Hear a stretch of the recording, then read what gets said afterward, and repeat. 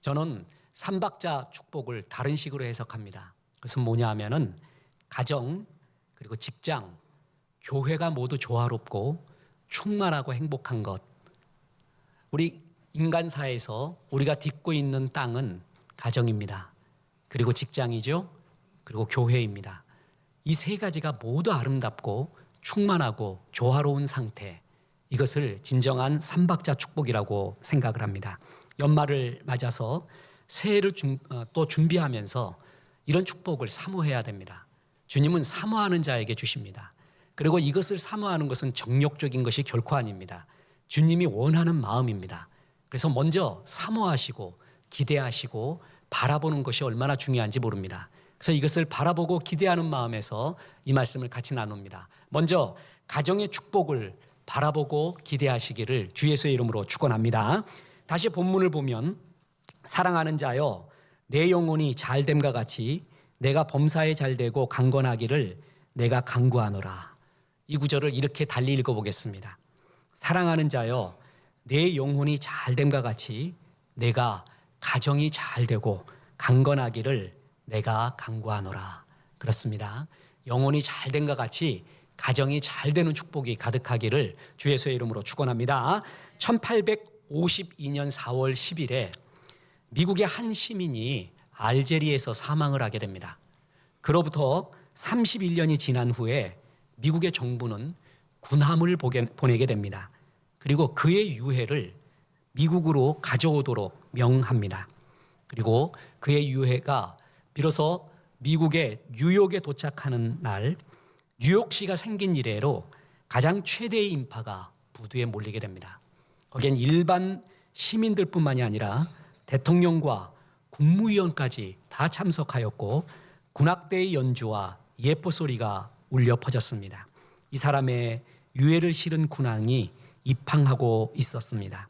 그런데 매우 흥미로운 사실은요, 이 주인공, 유해의 주인공이 유명한 정치가나 군인이나 학자나 과학자도 아니었다라는 것입니다. 그는 평범한 시민에 불과했습니다. 그렇다면 무엇이 그토록 미국인들의 관심을 집중하게 만들었을까요? 그것은 그가 작사한 단 한 곡의 노래 때문에 그랬습니다. 그 노래의 가사가 미국인들의 가슴을 울렸습니다. 그리고 뭐가 제일 소중한지 그 가치를 일깨우는 가사였었습니다. 그 메시지, 그 울림을 준 가사, 그 노래는 이렇게 시작이 됩니다. 즐거운 곳에서는 날 오라 하여도 내 쉴 곳은 작은 집, 내 집뿐이리. 꽃 피고 세우는 집, 내 집뿐이리. 옛날 같으면 제가 불렀는데 요즘은 절제를 합니다.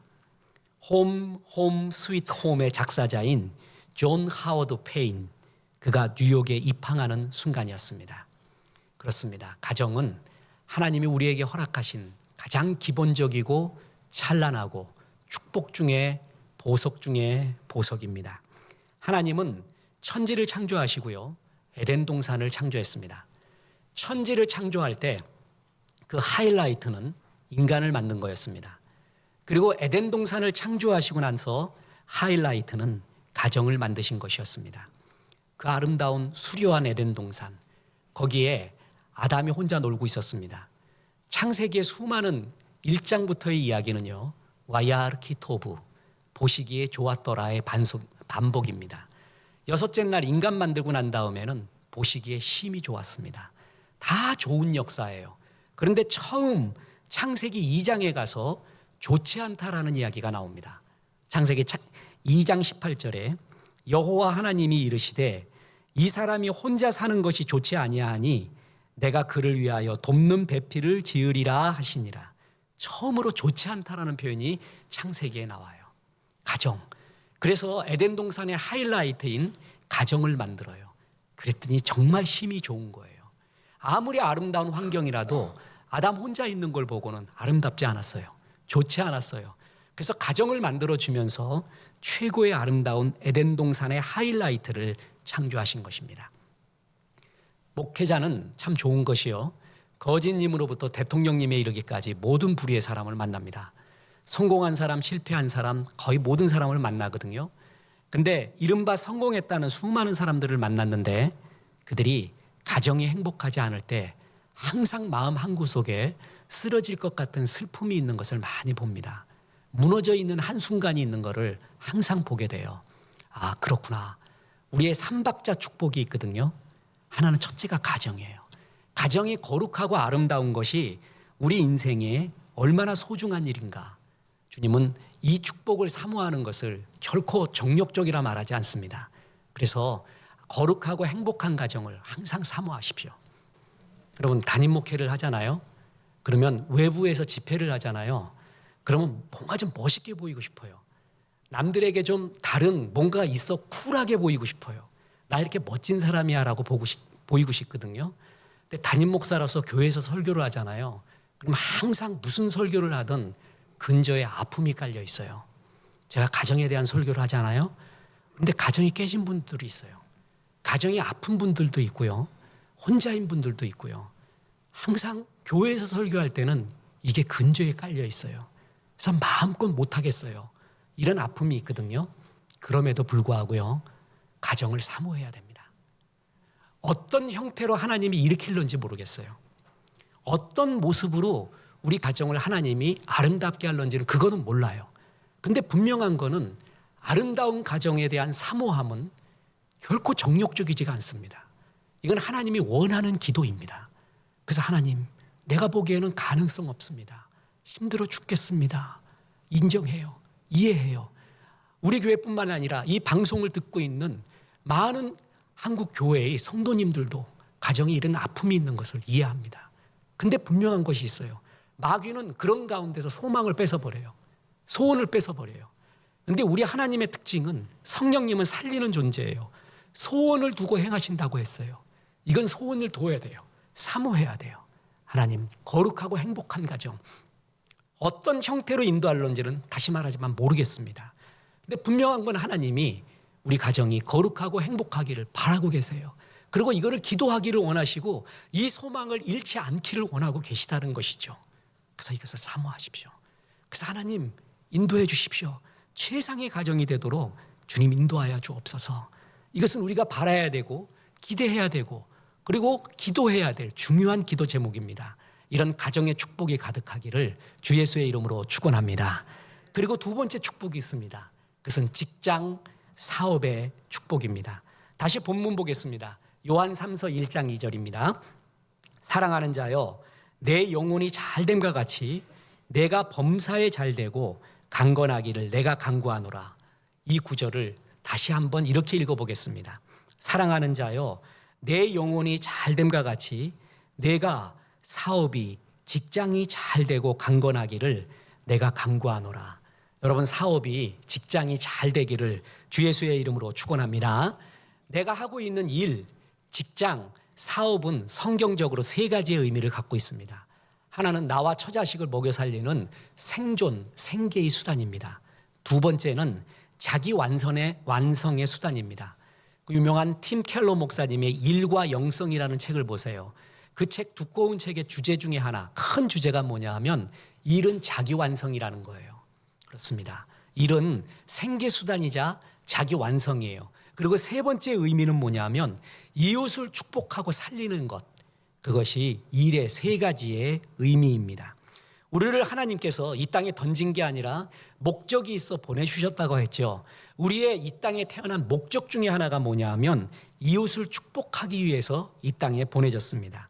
이웃을 축복할 수 있는 가장 일반적인 일이 뭐냐 하면 나의 일, 직업, 사업을 통해서 이웃을 축복하는 것입니다. 우리가 흔히 소명이라고 말하면 목사님들이 하는 일 이렇게 생각하는데 그렇지 않습니다. 소명이라는 말, 콜링이라는 말의 고전적인 정의는 세상의 모든 일에서의 하나님의 부르심이에요. 내가 하고 있는 일, 그 어떤 일이라도 그 일에서의 하나님의 부르심, 거기서 하나님의 사역을 하는 것. 여러분, 이것이 바로 소명이라는 것입니다. 문제는 이원론이에요. 직장 따로, 교회 따로. 직장과 교회가 너무 달라요. 직장 생활을 세상 일이라고 말하고 교회 생활을 신앙이라고 말하는 이 이원론적인 사고가 제일 문제입니다. 그렇지 않습니다. 자, 여러분, 너는 교회의 빛과 소금이라고 말한 적이 없죠. 하나님이 어디에 빛과 소금이라고 했어요?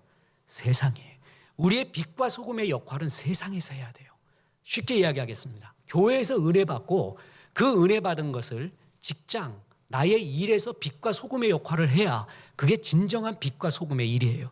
그래서 어떻게 직장은, 일은, 사업은 세상 일이고 교회에서의 일이 하나님의 일입니까? 그렇지 않습니다. 내 직업이, 나의 일이 곧 하나님의 일이에요. 이런 이원론적인 사고, 직장 따로 하나님의 일 따로, 이거를 극복할 수 있는 참 좋은 책이 있습니다. 이게 뭐냐면 로렌스 형제의 하나님의 임재 연습이라는 책이에요. 한 100페이지 되는 책인데 12월에 우리 교회의 추천 경건 서적입니다. 오고 가는 많은 세대 가운데 지난 400년 동안에요, 하나님의 임재, 함께하심, 지금 역사하심을 체험할 수 있는 가장 좋은 가이드, 그래서 동서양을 막론하고 400년 동안에 제일 많이 하나님의 임재에 대해 읽힌 책, 그게 로렌스 형제의 하나님의 임재 연습이라는 겁니다. 근데 여러분 아세요? 이 로렌스 형제는요, 수도원 부속 병원의 주방장이었습니다. 요리사였어요. 그는 사제가 아니었어요. 프랑스 파리 근교의 칼멜 수도원 부속 병원의 취사장에서 일하고 있었던 요리사입니다. 그런데 이 요리사가 수도원의 수도사보다 훨씬 영적이었어요. 그래서 그를 만나는 사람은 두 가지를 느끼는데, 하나는 하나님의 임재를 체험해요. 하나님이 지금 막 역사하시는 걸 체험하고, 또 하나는 치유와 힐링을 체험해요. 그 형제를, 로렌스 형제를 볼 때 말이에요. 로렌스 형제가 이런 하나님의 임재를 체험하기 위하여 그는 삶의 6가지 원리가 있었거든요. 그는 깨끗한 삶을 사는 것, 둘째 하나님의 임재를 위해 찬양하는 것, 셋째 주님을 바라보는 습관을 늘 갖는 것, 넷째 주님을 사랑한다고 늘 표현하는 것, 다섯째 낙심하지 않고 꾸준히 신실하게 하는 것, 여섯째 세상으로 향하는 내 마음을 다스리는 것. 그렇게 요리를 했어요. 그랬더니 주방에서 하나님의 임재를 느끼기 시작했어요. 다시 말합니다. 기도하고 찬양할 때도 물론 하나님의 임재를 느낍니다. 그런데 주방에서 평범한 자기의 직업의 일을 할 때 하나님의 임재를 느끼고 성령 충만을 느낀 거예요. 직장에서의 임재를 느낀 거예요. 그래서 그가 식당에서 그릇을 닦고 있는 모습을 본 어떤 사람이 그의 일상에 대해서 이렇게 기록을 했습니다. 보세요. 로렌스 형제가 그릇을 닦고 있는 모습을 보면 마치 사제가 성찬식을 준비하는 엄숙함과 경건함을 느낀다. 그는 경건함으로 엄숙함으로 정성을 다하여 그릇을 하나하나 닦고 있었다. 그리고 주어진 모든 임무를 마치고 부엌에서 무릎을 꿇고 있는 로렌스 형제의 모습을 보았을 때 우리는 거기서 신의 임재를 볼 수가 있었다. 그가 일하는 그 평범한 일, 그 가운데 그는 영혼을 실은 주 앞에서 일을 했다는 거예요. 그때 하나님이 거기에 임재하시는 것을 느끼고 있었다는 거예요. 책 후반부에 이분의 생애를 소개하는 다른 내용이 다른 사람에 의해서 기록됐거든요. 거기에 이렇게 나옵니다. 로렌스 형제는 일을 시작하기 전에 늘 이렇게 기도했다고 한다. 오 나의 하나님, 주께서 나와 함께 하십니다. 이제는 주님의 명령에 순종하여 접시를 닦고자 합니다. 주님의 임재 속에 계속 거할 수 있는 은혜를 허락하여 주옵소서. 내가 하는 이 일을 받아주시고 이 일을 통해서 하나님의 사랑을 경험하게 도와주소서. 그는 이렇게 일상적인 일을 한 거예요. 그랬더니 그 일이 다른 거예요. 뭔가 사람들이 다르게 느껴져요. 그의 접시 닦는 일을 통해 하나님의 임재와 치유를 사람들이 느낄 정도예요. 그리스도인은 달라야 돼요. 그리스도인이 일할 때는요, 전문성이 있어야 되고요, 영혼이 실린 일을 해야 됩니다. 그걸 통해 갖고 사람들에게 감동을 주는 거예요. 그래서 하나님께 영광을 돌리는 거예요. 우리가 성령 충만이라고 말하면은요, 흔히 감정적인 상태나 황홀경을 떠올리기가 쉽습니다. 그것도 일종의 성령 충만의 한 형태입니다. 그런데 출애굽기에 보면 성막을 지을 때의 성령 충만은 다른 형태로 나타납니다.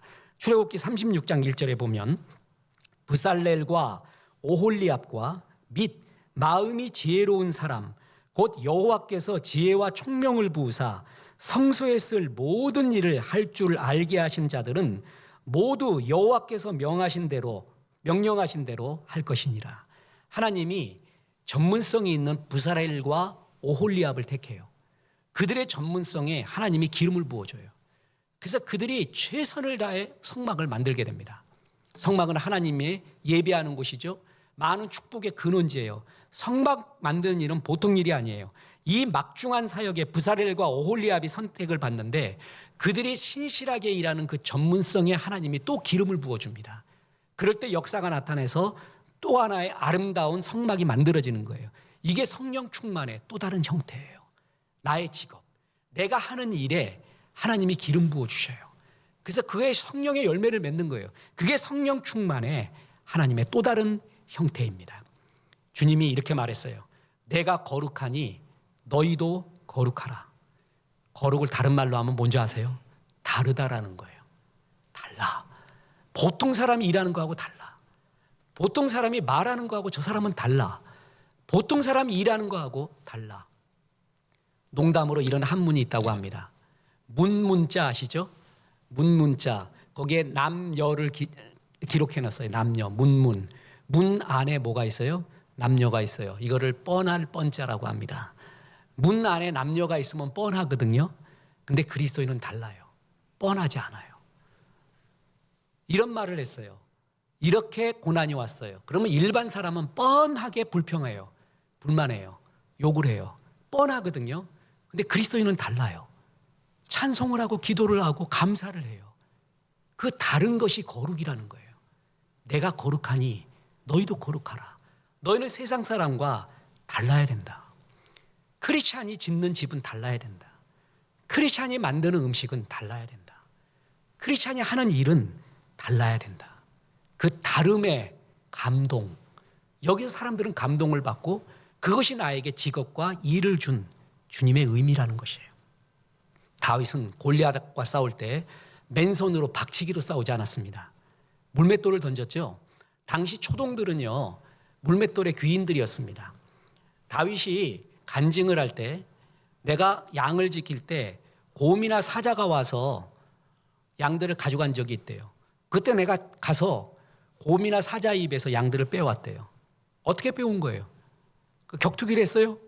그가 갖고 있는 무기가 뭐예요? 물맷돌이에요. 그 물맷돌을 던지는 전문성이 있었거든요. 그 전문성에 하나님의 기름 부음이 함께 했어요. 그 두 가지가 합쳐졌을 때 골리앗의 이마에 그런 물맷돌이 박히게 된 것입니다. 사울 왕이 갑옷과 칼과 창을 줘요. 다윗에게, 골리앗에게 나가기 전에. 그랬더니 다윗이 이거 나한테 안 맞는데요. 나한테 익숙하지 않은 거래요. 하나님 내게 익숙한 거, 내가 갖고 있는 전문성, 그걸 갖고 역사하세요. 그래서 성경에 쓰임받는 사람의 대부분 보면 익숙한 사람, 숙련된 전문성이 있는 사람, 그 전문성 플러스 영혼이 실린 일을 하는 사람, 그 사람을 통해 역사해요. 어떤 전도사님이 결혼했습니다.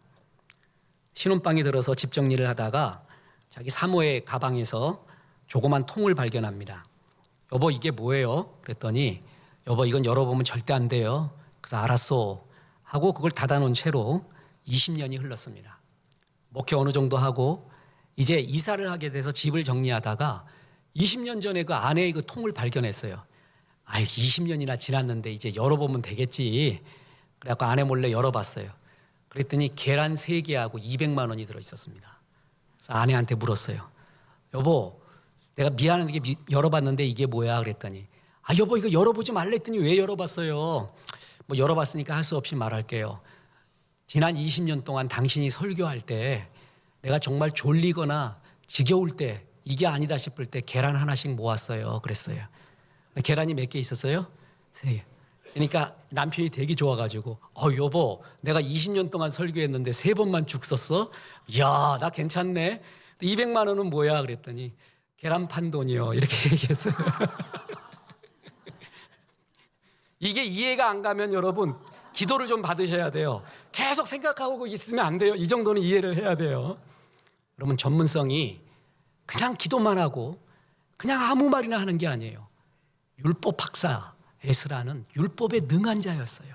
잘 알았어요. 지난번에 농담으로 말했죠. 이런 유머가 있다고. 교회에서 기도만 하면 대포 소리 내는 대포 집사님이 있었습니다. 쩌렁쩌렁 울립니다. 그리고 기도하면 창세기부터 계시록까지 해버립니다. 그래 막 이 정도로 대단한 집사님이 있었는데 이분이 빵집을 경영했어요. 그런데 빵을 너무 작게 만들어 갖고 사람들한테 원성이 자자했습니다. 이분이 그날도 대표 기도를 해갖고 대포 같은 소리로 대표 기도를 했습니다. 근데 사람들이 눈치가 별로 안 좋아하는 거예요. 그걸 느꼈어요, 이 사람이. 그래서 실망을 해가지고 목사님한테 얘기했습니다. 목사님, 내가 최선을 다해 기도하고 막 이러는데 사람들이 날 싫어하는 것 같아요. 어떻게 하면 좋죠? 그러니까 목사님이 기도는 작게 하고 빵은 크게 하세요. 빵을 작게 해요. 내 일상적인 생활이 엉망이에요. 거기에 하나님의 영혼과 마음을, 사명을 실지 않았어요. 그게 아닙니다. 우리는 교회가 아니라 세상의 빛과 소금이라고 했어요. 교회에서 은혜를 받았으면 내 일반적인 생활에서 은혜를 담아야 돼요. 로렌스 형제처럼 내가 하고 있는 작은 일, 내가 맡은 그 접시 닦는 일에 기도하며 찬송하며 경건하게 주님의 일이라고 하잖아요. 그때 하나님의 임재를 느끼고 사람들이 그를 볼 때 체험을 한다는 거 아니겠습니까? 이게 우리를 직업의 세계, 사업의 세계로 부르신 하나님의 이유예요. 그것 따로 교회 일 따로가 아닙니다. 여기에 하나님의 마음을 실는 것. 그래서 내 일을 통해 이웃을 축복하고 나를 완성하고 가정의 생계를 이어가는 것. 그게 주님의 귀한 축복입니다. 이런 하나님 앞에서의 아름다운 축복이 있어야 돼요. 김훈이라는 작가가 있거든요. 그 김훈 작가 원래 기자였습니다. 그런데 우리나라 중견 작가가 돼서 뭐 칼의 노래, 활의 노래, 공무도화가, 남한산성 책을 많이 썼지 않습니까? 요번에 제가 칼의 노래에 대해서 그거를 인문학 하나님께 2집에 넣었죠. 작가들하고 뭐 PD, 아나운서들은 거기에 제일 은혜를 받았대요. 이순신의 침묵, 그에 대한 얘기가 칼의 노래를 근거로 해서 그걸 썼습니다. 이 김훈 작가의 특징이 건조체, 간결체, 객관체예요. 그러니까 주관을 안 집어넣어요. 객관적인 사실을 건조하고 간결하게 쓰거든요. 그런데 주관적으로 강하게 쓴 것보다 훨씬 강해요. 그게 그 사람의 특징이에요. 미디어 is 메시지. 어떻게 쓰느냐. How to mint는 is what to mint. 무엇을 의미하느냐. 어떻게 쓰느냐는 뭘 의미하냐. 내용하고 똑같은 거거든요. 그런 객관적 문체를 쓰기를 원했어요. 그래서 칼의 노래 첫 문장에 뭐가 나오냐 하면 버려진 섬마다 꽃이 피었다. 이게 첫 문장이에요. 그런데 이걸 쓰려고요. 버려진 섬마다 꽃은 피었다로 할까 꽃이 피었다로 할까를 몇 개월을 고민합니다. 원고지를 다 뜯어버립니다. 그리고 마침내 완성한 게 버려진 섬마다 꽃이 피었다예요. 자, 꽃은 피었다 그러면 주관성이 들어가죠. 꽃은 피었으면 다른 거는 이 얘기가 바로 나와요. 꽃이 피었다 그러면 그걸로 끝이야. 이런 객관적 간결체, 그게 그가 추구하는 세계예요. 그걸로 사람한테 감동을 주는 거거든요. 보바리 부인을 지은 플로베르라는 사람이 있습니다. 이 사람이 했던 유명한 말이 일물일어설이라는 거예요. 여기 지금 이러한 물체가 있어요. 이 물체를 이거를 설명할 수 있는 우주의 언어는 하나 있대요. 그거를 일물일어설. 시인은, 작가는 그 단어 하나를 발견해내는 것이다. 그걸 발견했을 때 유레카, 내가 발견했다. 소리를 치는 거예요. 그런 작가 정신, 그 한 단어 위에, 여러분 이게 프로예요. 세상 사람들도 그렇게 해요. 그런데 그리스도인이 다르게 산다라는, 거룩한다는 그리스도인이 내 직업과 사업을 설렁설렁하며 오히려 감동 없게 하며, 여러분 이렇다면은 우리가 이웃을 축복할 수가 있겠습니까? 영광 돌릴 수 있겠습니까? 저는 국가 경제를 위해서, 국가 경제가 잘 돌아가기 위해서 약국을 자주 가는 편입니다. 그래서 약국 약사들을 많이 봤어요. 우리 동네, 요 동네 다 알아. 이렇게 보면은요. 그리고 재밌는 상상을 해봤어요. 이 사람 그리스도인 같다. 이 사람 아닌 것 같다. 그리스도인 같다라고 생각하는 사람한테 물어봐요. 그러면 제가 추측한 게 90%가 다 맞아요. 그리스도인이에요. 달라요. 얼굴이 다르고요. 대하는 태도가 달라요. 뭔가 사명이 느껴져요. 제가 제일 감동적인 약사, 이렇게 감기 들어서 갔더니 약을 사려고 했더니 지금 약 드시지 말고 미지근한 물에 비타민C를 타줘요. 이거 드시고 가서 오늘은 푹 자래요. 그래도 안 나면 약국 오래요. 잊혀지지 않는 약사예요. 근데 여러분 아세요? 그 약사가 이단이었어요. 지금 되게 친절한 약사 있어요. 이단들이에요. 지금 우리가 그 영역을 뺏겼어요. 그리스도인이 그걸 해야 되는데 오히려 이단, 약사들이 이단교를 다니는 사람들이 그렇게 친절하게 하고 있는 거는 우리가 빼앗긴 영역이에요. 우리의 이 일을 통해 영혼을 싣고 전문성을 실어서 감동을 줘야 돼요. 이게 하나님이 나를 이 땅에 보내신 직업과 사업을 주신 이유예요. 로렌스 형제처럼 이런 충만한 일을 하는 것, 주께 드리는 일입니다. 이것이 축복이에요. 또 하나 마지막으로 교회의 축복이 가득하기를 주 예수의 이름으로 축원합니다. 다시 요한 3서 1장 2절을 보면 사랑하는 자여 내 영혼이 잘된 같이 내가 범사에 잘되고 강건하기를 내가 간구하노라. 이 구절을 이렇게 바꿔보겠습니다. 사랑하는 자여 내 교회가 잘됨과 같이 내가 범사에 잘되고 강건하기를 내가 간구하노라. 다윗이요 하나님 마음에 합했다라는 여러 이유 중에 하나가 뭐냐면 그는 이런 말을 했습니다. 나는 성공하고 주님의 축복 때문에 백향목 궁에 거하는구나. 그런데 우리 하나님의 법궤는 계달의 장막에 아직도 있구나. 내가 하나님을 위해 성전을 짓고 싶다. 참 멋있어요. 자기 성공했을 때 하나님의 교회, 내 집은 의리의리한데 주님의 교회는 물 새고 있구나. 이런 거에 대한 아픔이 없어요. 근데 이 사람은 아픔이 있었던 거예요. 우리가 지난주에 성전 봉헌 예배 드렸잖아요. 여러분이 정말 헌신하시고 제가 일부러 간증을 못하지만 눈물 어린 헌물들이 있었습니다. 나중에 그 이야기를 할 때가 옵니다.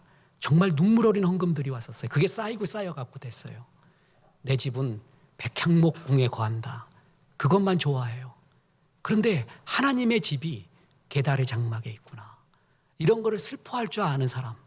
여러분 그래서 그 교회를 사랑했기 때문에 주님이 내 마음에 합한 자라고 말하는 거예요. 우리가 새 등록 성도가 오면 5주 동안의 교육을 합니다. 그 첫 번째 교육이 뭔지 아세요? 신앙생활이 교회 생활입니다. 이 이야기를 먼저 합니다. 교회 없는 신앙생활이 있을 수 없습니다. 왜냐하면 교회에서 신앙의 최고봉이라고 하는 순종을 배우고요. 겸손을 배우고요. 사랑을 배우게 됩니다. 교회 생활을 하면서 배우는 거예요. 말씀을 들었잖아요. 그리고 이걸 어디서 실천하며 배우냐면 교회 생활 속에서 배우는 거예요. 그리고 아세요? 가정도요. 직장도요. 은혜를 받아야 충만한 것이에요. 사랑은 진리와 함께 기뻐한다고 했죠. 진리이신 하나님과 같이 은혜를 받아서 동행하는 게 그 가정의 행복, 거룩을 추구할 때 행복이 따라오는 것이에요. 이 모든 요람, 이 모든 은혜를 끼치는 기본이 뭐예요? 교회라는 것이죠. 그래서 우리는 가정에서 승리해야 되고요. 직장에서 승리해야 되고요. 또 하나가 뭐예요? 교회에서 승리해야 돼요. 자, 여러분 보세요. 하나님께서 아담에게 하와를 허락했더니요. 하와를 보자마자 이렇게 말합니다. 내 뼈 중에 뼈요 살 중에 살이라. 동질감을 느꼈다는 거예요. 얼마나 좋아요. 그런데 아담과 하와가 범죄를 했어요. 그랬더니 가정이 어떻게 깨지는 줄 아세요? 내 뼈 중에 뼈요 살 중에 살이라고 했던 그 하와를 가리켜 하는 말이 하이샤, 그녀, 그 여자라고 불러. 이거를 그냥 고상한 말로 그 여자라고 했지 더 편한 말로 하면 그 니은, 이어, 니은이하고 똑같은 거예요. 내 뼈 중에 뼈요, 내 살 중에 살이다가 그 여자로 바뀌어버려요. 가정이 아무리 멋있어도요, 범죄가, 그리고 진리가 없어지고 성령 충만이 없어지면 이렇게 무너져 가는 거예요. 이것을 유지할 수 있는 가정과 직장의 은혜를 유지할 수 있는 게 교회에서 은혜를 먼저 받는 거예요. 단테의 신곡이라고 있습니다. 단테의 신곡에 보면 지옥 이야기거든요. 그래서 어떤 사람들은요, 단테가 진짜 지옥에 갔다 온 것 같다. 그 정도로 생생하게 표현을 했어요. 지옥 이야기 굉장히 괴로운 거거든요. 근데 그것이 왜 믿지 않는 사람들에게도 고전이 되면서 지금까지 일으켜지는 줄 아십니까? 여러분, 유대인의 강한 점은요, 현실을 승리하기 위해서 죽음으로부터 빅피처, 큰 그림으로부터 현실을 바라봐요. 이게 유대인의 특징이에요. 더 쉽게 이야기할까요? 죽음으로부터 내 지금 삶을 바라봐요. 내 지금 삶을 살고 있는데 내 삶의 큰 그림인 죽음과 죽음 후의 이야기, 그것부터 다가오는 거예요. 그럴 때 이 삶이 정말 소중하다는 걸 깨닫고 큰 그림 가운데 작은 퍼즐 조각 하나구나, 여기에 너무 울거나 웃을 필요가 없구나. 하나님이 지금은 엉망인 것 같아도 큰 그림을 그려가시는구나. 그걸 크게 믿는 거, 그걸 믿음이라고 하는 거예요. 죽음에서부터 와요. 그래서 메멘토 모리, 죽음을 기억하라에서부터 카르페 디엠, 지금을 즐기라가 나오는 것이지, 메멘토 모리가 없는 가운데 카르페 디엠은 있을 수가 없어요. 그래서 큰 그림인 죽음에서부터 지금을 바라보고 있어요. 그래서 이 삶이 소중하다는 걸 알거든요. 저는 언젠가 우리 성도님들에게 하나 기록해보라고 얘기할 것이 있습니다. 이게 뭐냐면 유언장입니다. 유언장을 쓰고 생활하잖아요. 저는 제 일생에 20대에 유언장을 써본 적이 있습니다. 29에. 그때 유언장을 어머니 아버지에게 써서 저는 나름대로 갖고 다녔을 때가 있어요. 지금 생각해도 그때가 제일 비장해요. 정말 비장해요. 유언장이 나의 삶의 빅피처예요. 그때부터 지금 현실을 보면 현실이 그렇게 아름다울 수가 없어요. 그래서 유언장 한번, 내 유언장은, 내 묘비명은 어떻게 쓰면 좋겠는가, 그거를 갖다가 여러분에게 나중에 한번 물어볼 때가 있을 겁니다. 묘비명에 에디슨은 이렇게 말했습니다. 상상력, 큰 희망, 굳은 의지는 우리를 성공으로 이끌 것이다. 멋있습니까? 링컨은 이런 묘비명입니다. 국민에 의한, 국민을 위한 정부는 영원할 것이다. 앤드류 카네기의 묘비명은 이렇습니다. 자기보다 훌륭한 사람들을 곁에 모으는 기술을 가졌던 사람이 여기 잠들다.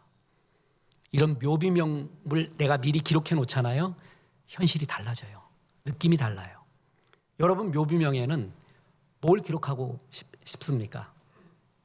이런 묘비명 어떻다고 생각해 보세요. 물과 같았던 주님의 교회를 포도주 맛이 나는 교회로 성장시키는데 물도운 하인이 된 홍길동, 여기 주님 품에 안기다. 멋지지 않아요? 이게 작아 보여요? 더 멋진 말을 나는 기록하고 싶어요?